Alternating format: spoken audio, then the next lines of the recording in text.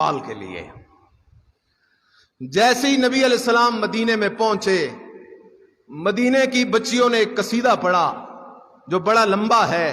میں صرف ایک جملہ اس کا پڑھتا ہوں جس سے سمجھ آ جائے کہ آمنہ کے لال کا حسن کیا ہے. مدینے کی بچیاں کہتی ہیں طلع البدر علینا من ثنیات الوداع وجب الشکر علینا ما دعا للہ دائی. مدینے کی بچیاں کہتی ہیں آمنہ کا لال بے مثال مدینے کے اندر جو آیا ایسے لگتا ہے جیسے 14ویں کا چاند طلوع ہو گیا ہو. اس لیے تو حضرت حسان بن ثابت رضی اللہ تعالیٰ عنہ جب ایک مشرک بے ایمان نے نبی علیہ السلام کے خلاف شعر پڑھے، نبی علیہ السلام نے فرمایا حسان جواب دے.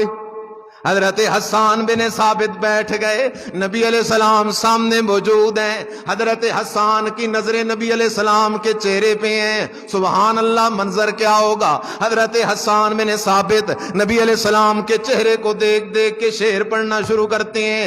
کہتے ہیں احسن من کا لم تر قط عینی واجمل من کا لم تلد النساء خلقت مبرأ من کل عیب کأنک قد خلقت کما تشاؤ. حضرت حسان بن ثابت رضی اللہ تعالیٰ عنہ کہتے ہیں اے آمنہ کے لال بے مثال صلی اللہ علیہ وسلم، میں نے عرب کے اندر بڑے بڑے حسین و جمیل دیکھے ہیں، لیکن احسن من کا لم تر قط عینی، آپ سے زیادہ حسین میری آنکھوں نے دیکھا ہی کوئی نہیں. احسن من کا لم تر قط عینی واجمل من کا لم تلد النساء.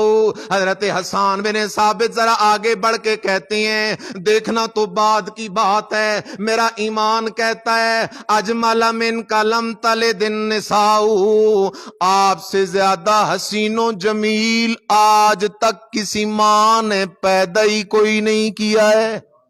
خلقت مبرأ من کل عیب کأنک قد خلقت کما تشاء.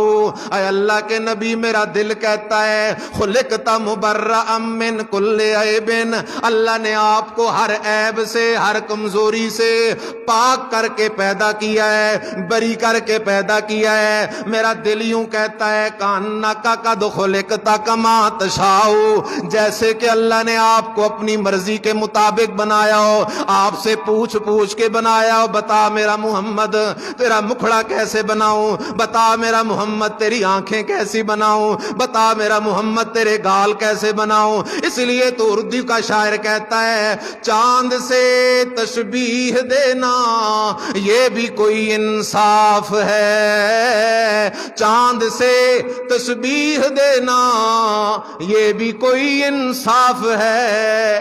اس کے منہ پہ چھائیاں مدنی کا چہرہ صاف ہے.